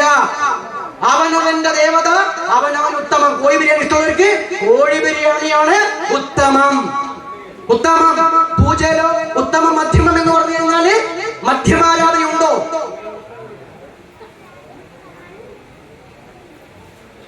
മധ്യമാരാധന ഉണ്ടോ വെച്ച് കഴിഞ്ഞാല് മധ്യമാരാധന ഉണ്ട്. ചില കാരണവന്മാരായി മദ്യം വെച്ചിട്ടുള്ള പൂജയല്ലേ പറഞ്ഞു. അതല്ല മധ്യമം. ഉത്തമ പൂജ എന്ന് പറഞ്ഞാൽ തന്ത്രത്തിന്റെ വീക്ഷണത്തിൽ നാട്ടിൽ നമ്പൂതിരി, എംബ്രാതിരി, ഭട്ടേരി തുടങ്ങുന്ന ആളുകളുടെ പൂജാ പദ്ധതി, സാമ്പ്രദായിക കുലപാരമ്പര്യത്തിലെ പൂജാ പദ്ധതി, അത് പാഠം പഠിച്ചാലും പറയാൻ പഠിച്ചാലും നായര് പഠിച്ചാലും ആശാരി പഠിച്ചാലും അത് ഉത്തമ പൂജയാണെന്ന് പറഞ്ഞാൽ തന്ത്രത്തിന്റെ കണ്ണിലയച്ചിട്ട അത് പശു ആചാരമാണ്. ഏറ്റവും LKG പൂജയാണെന്ന് മനസ്സിലാക്കണം. ഇപ്പൊ നായരുടെ വീട്ടിൽ ഒരു നമ്പൂരി പൂജയ്ക്ക് വന്നു എന്ന് പറഞ്ഞതിന്റെ അർത്ഥം എന്താണെന്നറിയോ? LKG-കാരന്റെ പൂജ അടക്കണ്ടിരുന്ന ഒരു നായരന്റെ പൂജയ്ക്കുണ്ട് പറഞ്ഞാലോ അവിടെ മാസ്റ്റർ ഡിഗ്രി കഴിഞ്ഞോണം. പക്ഷെ നായര് നമ്പൂരിന്റെ പൂജയെ പറ്റി വെച്ചാലോ LKG തന്നെ. ഇതിന്റെ വിഷയം സാത്വിക പൂജ എന്ന് പറയുന്ന തന്ത്രശാസ്ത്രത്തിന്റെ കണ്ണിൽ പശു ആചാരമാണ്. വൈഷ്ണവ പശുഭാവേന പൂജയെ പരമേശ്വരി. പശുത്വമുള്ളവർ വൈഷ്ണവ ഭാവത്തിൽ ദേവിയെ പൂജിക്കുന്നു. എന്താ പശുത്വം? ഗോവിലേക്കൊന്നും പോണ്ട. പശുത്വം തന്നെ പാശം, ഗണാലജ്ജാഭയം, ശോകം, ജിഗുപ്സാചേതി പഞ്ചമ, ശീലങ്കുലം തഥാ ജാതിയട്ടോ പാശ പ്രകീർത്തിത, പാശബന്ധ പശു പാശമുക്ത സദാശിവ. പാശം, അയ്യോ കോഴീനേക്ക് കൊല്ലിന് അല്ല രമേശ, കല്യാണത്തിന് കോഴി ബിരിയാണി തരല്ലേ? അവിടെ കോഴിയെ കൊല്ലുമ്പോൾ ഇങ്ങനെയാ. ഇവിടെയോ ഇങ്ങനെയുള്ള അയ്യോ പാവം വേണ്ടാത്തടത്ത് കരുതാം. കോഴിയെ കൊല്ലൊക്കെ വേണമെന്നല്ല പറഞ്ഞത്. ധർമ്മത്തിന്റെ ഭാഗം ധർമ്മഹിംസ അഹിംസയാണ്. അപ്പൊ അവിടെ എന്ത് കാര്യത്തിലാണോ നമുക്ക് ആവശ്യമില്ലാത്ത അഹിംസാബോധം അവിടെ ഉണ്ടായിക്കഴിഞ്ഞാൽ മറ്റോ വന്ന് കഴുത്തു വിട്ടു. അപ്പൊ ആ തരത്തില് ആവശ്യമുള്ളിടത്തൊക്കെ അനാവശ്യ തലങ്ങളിലെല്ലാം അഹിംസ പറയുമ്പോ അല്ലെങ്കിൽ അയ്യോഭാവം കേൾക്കുമ്പോ അറപ്പ്, വെറുപ്പ്, നാണം, ഭയം, ദുഃഖം, ശീലം, കുലം, ജാതിബോധം ഈ ചിന്ത ആർക്കുണ്ടായാലും ശരി അവർ പശുത്വമാണ്. അതിന്റെ ആരാധനയാണ് വൈദിക ബ്രാഹ്മണരുടേതും ആ സമ്പ്രദായം പിൻപറ്റിയ ആരാധന. അതിനെ ഉത്തമം അല്ലെങ്കിൽ ഉത്തമം എന്ന് പറഞ്ഞ സാത്വികം എന്ന് പറഞ്ഞാൽ തന്ത്രത്തിൽ അത് ഉത്തമമല്ല. അതാണ് ശരിക്ക് അധമെന്ന് പാടില്ല. ഇതിൽ ഏറ്റവും ലോ ക്ലാസ്. അടുത്തതോ മധ്യമ പൂജ. എന്താ ഇപ്പൊ ഇവിടെ നടക്കുന്നത്? മധ്യമ പൂജയാണ്. മധ്യമ കർമ്മമാണ്. പൂജയല്ല കർമ്മം, വ്യത്യാസമുണ്ട്. കർമ്മം ഗുരു എന്ന് പറഞ്ഞാൽ കൃഷ്ണൻ പറഞ്ഞ കർമ്മം അല്ല കേട്ടോ. പണ്ട് നമ്മുടെ നാട്ടിൽ കണ്ണമ്മ ഉണ്ടായിരുന്നു. കണ്ണമ്മയുടെ കോഴിപ്പാട്സ് ചുറ്റുമായിട്ട് ആരെ എന്താ കണ്ണമ്മയെ കോഴിപ്പാട്സേ ഒന്നല്ല. എന്നിപ്പോ കാരണവന്മാര് കർമ്മം കൊടുക്കാൻ പറഞ്ഞു. അതിനല്ല അപ്പൊ പറഞ്ഞിട്ടില്ലേ കൃഷ്ണൻ പറഞ്ഞിട്ട് കർമ്മം ചെയ്യണം എന്ന്. അപ്പൊ ആ കർമ്മം കണ്ണമ്മ എന്താണ്? ഈ മലബാരത്തിലെ കർമ്മമാണ്. ആ കർമ്മല്ല കൃഷ്ണൻ പറഞ്ഞ കർമ്മം, ഈ കർമ്മല്ല കൃഷ്ണൻ പറയാൻ ശ്രമിച്ചത്. അപ്പൊ ആ കർമ്മം എന്ന് പറഞ്ഞാൽ ഇവിടുത്തെ പൂജാവിധിക്ക് പറയുന്ന പേര് പൂജ എന്നല്ല, കർമ്മം എന്നാണ്. അപ്പൊ ഈ പറയുന്ന കർമ്മമായാലും ശരി, പഞ്ചോപചാരം പൂജയായാലുമല്ല, നിങ്ങൾ 64 ഉപചാരം കൊണ്ട് പൂജ ചെയ്താലും ശരി, ആ പൂജയുടെ പ്രത്യേകത അത് ചതുഷ്ടി ഉപചാരം, 64 ഉപചാരങ്ങളോട് കൂടി ചെയ്യപ്പെടുന്ന താന്ത്രിക പൂജയ്ക്ക് താന്ത്രികാചാര്യന്മാർ വിളിച്ചിരിക്കുന്ന പേര് ഉത്തമ പൂജ അല്ലെങ്കിൽ മധ്യമ ക്രിയാഭാഗം എന്ന് പറഞ്ഞിരിക്കുന്നത്. അവിടെ 64 ഉപചാരം ഉണ്ടായിരിക്കും. ആ ഉപചാരത്തിൽ അവസാനത്തിൽ ബലി ഉണ്ടായിരിക്കും. അത് ആട് കോഴിയൊക്കെയാണ് സാധാരണ. ഈ ബലി നടത്തണം. അതാണ് മധ്യമ പൂജ. അതാണ് ഈ സമ്പ്രദായത്തിൽ ഉത്തമ പൂജ. അധമം എന്നൊരു പൂജ ഉണ്ടോ സ്വാമി? അല്ലെങ്കിൽ ഉണ്ടോ ചങ്ങായെ എന്ന് വിളിച്ചു പറയാൻ നമുക്ക് കുഴപ്പമില്ല. അപ്പോ അധമം എന്നുണ്ടോ? ഉണ്ട്. എന്താണ്? ഒരു ചുക്കും ചുണ്ണാൻ പറയാതെ കോയിനിയുമായി കൊണ്ട് അടുത്ത കുറച്ച് കള്ളും പറ്റത് അത് മുറിഞ്ഞിക്കഴിഞ്ഞാല് അതിന് പറയുന്ന പേരാണ് അധമ പൂജ. അത്തരം കാര്യങ്ങൾ ചെയ്തു കഴിഞ്ഞാൽ അധമന്മാരാകും. അങ്ങനെ അധമന്മാര് അതെ സമ്പ്രദായത്തിൽ അധമത്വമില്ല, ദേവതകളിലും ഇല്ല. അപ്പൊ ഏതെങ്കിലും ആചാര്യന്മാർ എവിടെയുണ്ട്? അധമ ദേവതകൾ, ഉത്തമ മധ്യമ അധമ ദേവതകൾ അല്ലെങ്കിൽ സാത്വിക രാജ്യത്ത് താമസിക ദേവതകൾ എന്ന് പറഞ്ഞാൽ ഏതാ താമസിക ദേവത എന്ന് ചോദിക്കണമെങ്കിൽ താമസിക ദേവത അപ്പൊ അവര് പറഞ്ഞപ്പോ നീലി. എന്താ കാര്യം? അല്ല നീലിക്ക് കള്ളും കോടിയൊക്കെ വെക്കൂല. അപ്പൊ താമസികം എന്താ പറയുക? യാഗത്തിലെ 87 കാലഘട്ടത്തിലൊക്കെ അല്ലെങ്കിൽ 70 കാലഘട്ടത്തിലൊക്കെ കേരളത്തിൽ നല്ല യാഗം നടന്നു. അതല്ല നമ്പൂരാക്കന്മാരുണ്ടായിരുന്നു. അവസാനത്തെ യാഗത്തിൽ പാഞ്ചാളി യാഗം നടന്നപ്പോ 11 ആടിനെയാണ് ബലി കൊടുത്തിരിക്കുന്നത്. ഏർക്കർ രാമൻ നമ്പൂതിരിപ്പാടിൽ വളരെ വ്യക്തമായി മച്ച മലയാളത്തിൽ എഴുതി വെച്ചിരിക്കുകയാണ്. സൂത്രങ്ങളെ അധികരിച്ചുകൊണ്ട് എഴുതി വെച്ചിരിക്കുകയാണ്. സരസ്വതിക്ക് പെണ്ണാടിനെ ബലി കൊടുക്കണം. അറുക്കല തലക്കെട്ടുകൊണ്ട് കൊല്ലണം. അതിന്റെ വപയെടുക്കണം. പുരോടാംശം ഭക്ഷിക്കണം. അത്യാവശ്യം ആട്ടർച്ചിതിനൊക്കെ തന്നെയാ. അത് ബ്രാഹ്മണർ കഴിച്ചുകളുടെ ധർമ്മത്തിന്റെ ഭാഗമായിട്ടല്ലാണ്ട് അല്ല. പക്ഷെ എന്താണ്?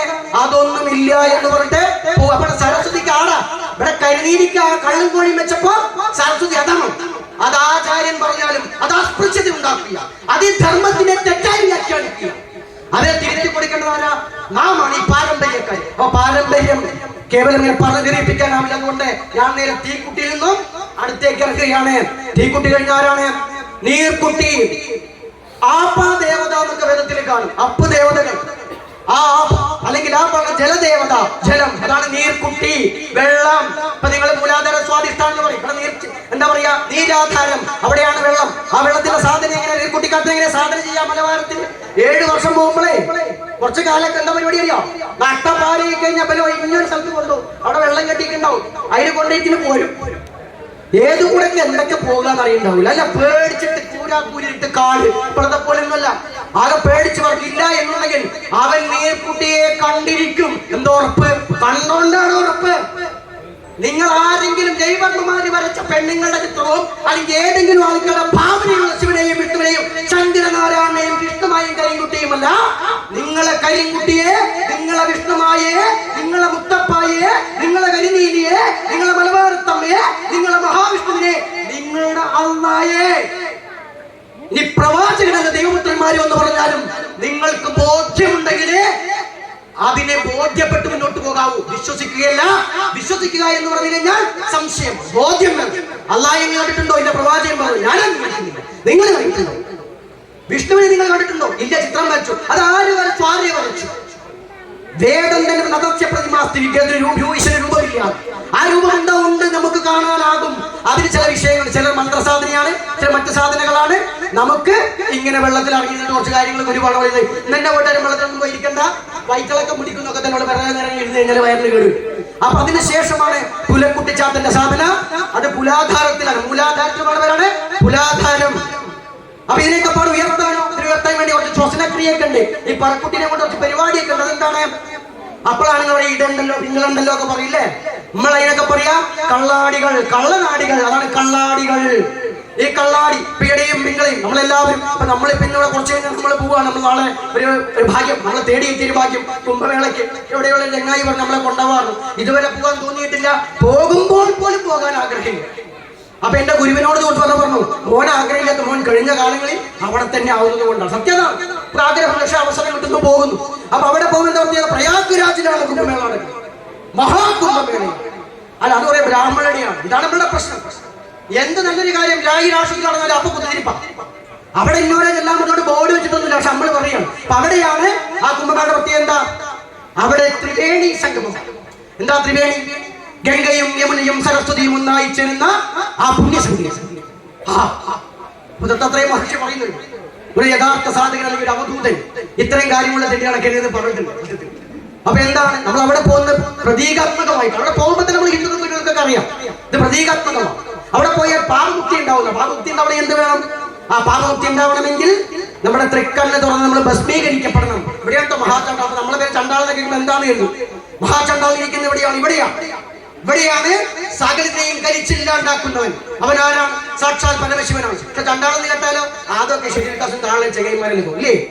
അവിടെ നമ്മളുടെ അറിവിന്റെ പരിമിതിയാണ്. അപ്പൊ ഇവിടെയാണ് നേരത്തെ പറഞ്ഞ ഇടയും പിങ്കളയും സുഷൂമ്നയും നിൽക്കുന്നത്. അതായത് കള്ളാടികളും കുഞ്ഞാടി എന്നൊക്കെ അപ്പന്മാരൊക്കെ പേരൊക്കെ ഉള്ള ആൾക്കാരൊക്കെ ഉണ്ടാവും, അച്ഛന്മാരല്ലേ? സ്കൂളിലൊക്കെ ചോദിക്കുമ്പോ മറ്റോന്റെ അച്ഛന്റെ പേര് കൃഷ്ണൻ നായർ, രാമൻ നമ്പൂരി അല്ലെങ്കിൽ രവീന്ദ്രനെ ചോദിക്കും നമ്മൾ ആ കൃഷ്ണനാണ് അച്ഛൻ്റെ പേര് കുഞ്ഞാടി. എടാ, കുഞ്ഞാടി എന്ന് പറഞ്ഞു കഴിഞ്ഞാൽ ബ്രഹ്മസൂത്രമാണോ? വേദത്തിന് അധികാരമില്ലെന്ന് ശങ്കരൻ പോലും പറഞ്ഞ ആ വേദത്തിന് അധികാരം എന്തെന്നറിയോ? ബ്രഹ്മനാടിയെ കുറിച്ച് പറഞ്ഞാൽ വേദം എത്ര കണ്ടുച്ചരിച്ചാലും എന്തെന്നറിയാത്ത മഹാസാഗരത്തിലേക്ക് നമ്മളെ കടത്തിവിടുന്ന ശരീരത്തിന്റെ ഉള്ളിൽ നേർത്തതായ ആ നാടി, അതാണ് ബ്രഹ്മനാടി. ആ നാടിയാണെന്നവൻ സ്വന്തം പരമ്പരയിലെ മക്കൾക്കിട്ട പേരാണ് കുഞ്ഞാടി. പക്ഷെ നമുക്ക് അപകർഷണം അറിയണം. ഉപനിഷത്തുകാരൻ പറഞ്ഞതുപോലെ അറിയണം. അറിയാത്തത് ചോദിച്ചറിയണം. ചോദിച്ചറിയണം. ആരോട് ചോദിക്കും? അന്നും ഇന്നും എന്നും ഭാരതത്തിൽ ഗുരുപരമ്പരകളുണ്ട്. ആ ഗുരുപരമ്പര എപ്പോൾ നശിക്കുന്നു അപ്പോൾ ഭഗവാൻ പറഞ്ഞിട്ടുണ്ടാണ്, യഥാ യഥാ ഹി ധർമ്മസ്യ ഗ്ലാനിർഭവതി ഭാരത അഭ്യുത്ഥാനമധർമ്മസ്യ തഥാത്മാനം ഭജാമ്യഹം. ഞാൻ വരും. അത് സ്കന്ദനായും കാളിയായും ശക്തിയായും നീതിയായും പരമേശ്വരനായും പ്രവാചകന്മാരായും ഞാൻ വരുമെന്ന് ഉറപ്പ് നിങ്ങൾക്ക് തന്നിട്ടുണ്ട്. ആ ഉറപ്പുണ്ടെങ്കിൽ വരുന്ന ആചാര്യന്മാരെ കൈ നീട്ടി പാദനമസ്കാരം ചെയ്ത് സ്വീകരിച്ചു. ഇല്ലെങ്കിലോ അവിടെ ഇവിടെ കുറ്റം പറഞ്ഞു കിതാബ് മാത്രമാണ് ഈ ധർമ്മം കരുതരുത്. അതുകൊണ്ട് ഈ കുഞ്ഞാടി കൂടി പറഞ്ഞുകൊണ്ട് നിർത്തുകയാണ്. ഈ മൂന്ന് നാടികളും ഇവിടെ മേളിക്കും.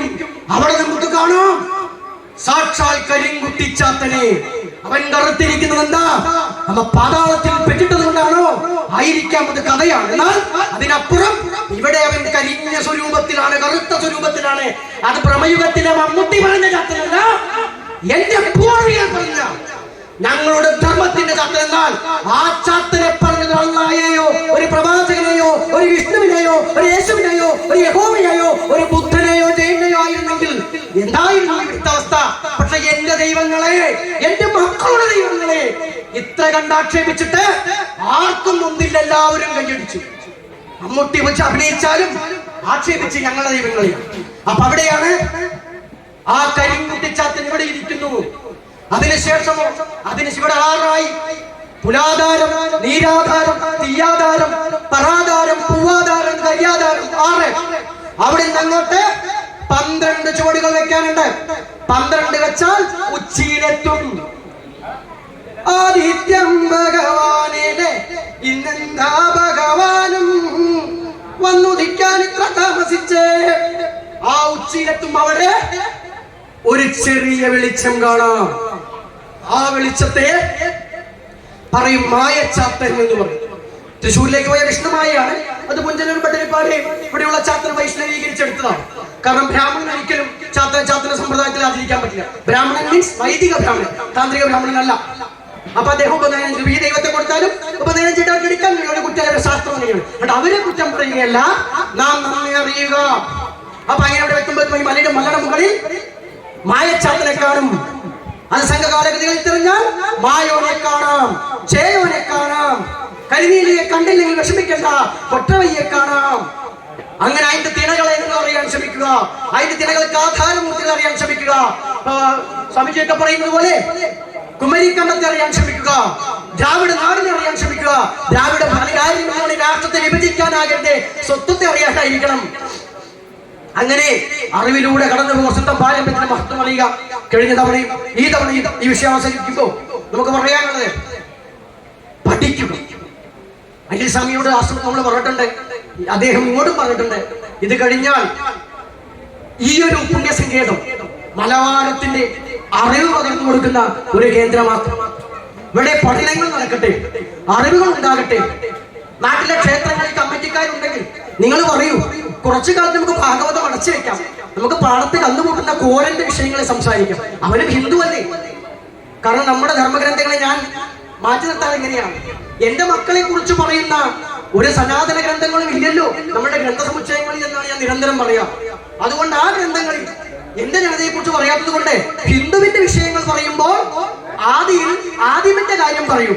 അവരിൽ നിന്ന് ഡെവലപ്പ് ചെയ്താണ് നമ്മൾ. അതുപോലെ നമ്മുടെ ഗ്രന്ഥങ്ങളും ധർമ്മശാസ്ത്രങ്ങളും. എന്നിട്ട് അങ്ങനെ ആകട്ടെ. അതിന് നമ്മുടെ കമ്മിറ്റികൾക്കെല്ലാം നമ്മൾ പ്രേരണ നൽകുക. ഇത്തരം വിഷയങ്ങൾ സംസാരിക്കണമെങ്കിൽ അറിവുള്ള ആളുകൾ ഉണ്ടാകണം, അഭിമാനമുള്ളവരുണ്ടാകണം. പരസ്പരം മതത്തിന്റെ പേരിൽ ജാതിയുടെ പേരിൽ ഭിന്നിക്കേണ്ട ആവശ്യമില്ല. മലബാരത്തമ്മ നമ്മെ എല്ലാം പുറത്തോളം പറഞ്ഞ് പെറ്റിട്ടതാണ്. നമ്മളെല്ലാം ഒരു അമ്മ പെറ്റ മക്കളാണ്. ഈ മന്ത്രസിദ്ധിത്വ കേരള, ഈ മലയാള മണ്ണിന്റെ അടിസ്ഥാനം ഇവിടെ കാണുന്നൊന്നുമില്ല. അത് മന്ത്രസിദ്ധിത്വ കേരള എന്ന് പറഞ്ഞാൽ കേരളത്തിന്റെ മലബാര മണ്ണ്, മലബാർ, ആ മലബാര മണ്ണിന്റെ തനത് ദേവതകളാണ് എന്ന് മനസ്സിലാക്കുക.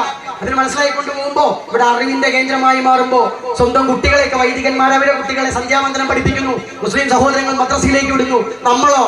നമ്മൾ വോട്ട് കളിക്കാൻ വിടുന്നു, അല്ലെങ്കിൽ പാർട്ടിക്കാരെ പോസ്റ്റ് ഒട്ടിക്കാൻ വിടുന്നു, ചില ആൾക്കാർ വടിമിന്നാൻ വിടുന്നു. ഇതൊക്കെ വിട്ടിട്ടോ ചാവുമ്പോ വലിയ മക്കളില്ല ഉള്ളതോ നമ്മളെ മക്കളും തന്താരും മാത്രമേ ഉണ്ടാവുള്ളൂ.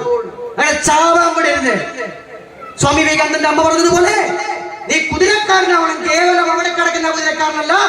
ഇതുപോലെ ചമ്മട്ടിയേന്തി ഒരു ധർമ്മത്തെ മുൻനിർത്തി സഞ്ചരിച്ച ഭഗവാനെ പോലെ ധർമ്മം സ്ഥാപിച്ച ഭഗവാനെ പോലെ. അതുകൊണ്ട് നിങ്ങൾ പോസ്റ്റ് ഒട്ടിച്ചോളൂ, വടി പിടിച്ചോളൂ, പക്ഷെ എന്ത് വേണം?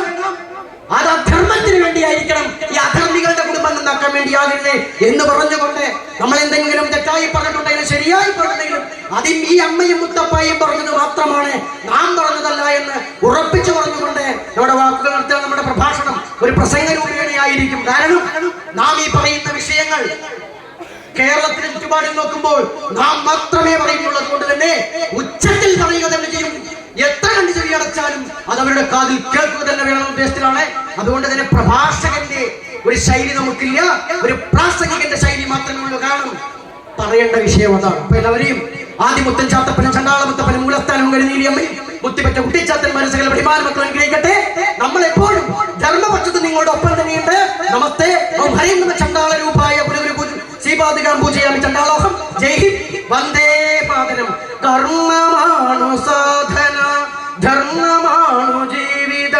കർമ്മത്തെ വരിച്ചുകൊണ്ടു ധർമ്മത്തെ നയിക്കുക.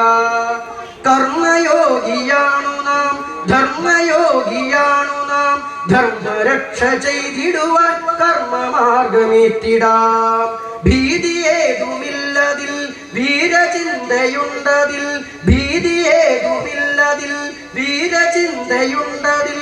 ലോകരക്ഷ ചെയ്തിടുന്ന സത്യമാർഗമാണിത്, ലോകരക്ഷ ചെയ്തിടുന്ന ആദിമാർഗമാണിത്. സർവത്ര ആദിമാർഗിതം നാമസങ്കീർത്തനം.